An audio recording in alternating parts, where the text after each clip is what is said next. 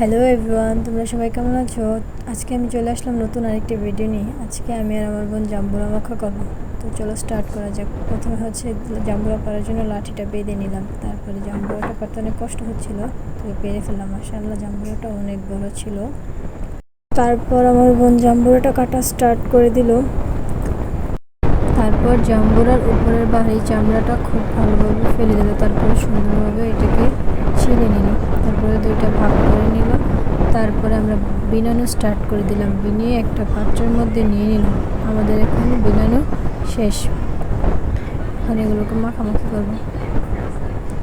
প্রথমে চিনি, তারপর লবণ, তারপরে মরিচের গুঁড়া, তারপরে সরিষার তেল দিয়ে খুব ভালোভাবে মেখে নিলাম।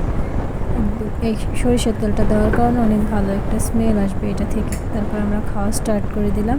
আমাদের খাওয়া শেষ। আর আজকের ভিডিওটা এই পর্যন্তই। আল্লাহ হাফেজ, সবাই ভালো থাকবেন।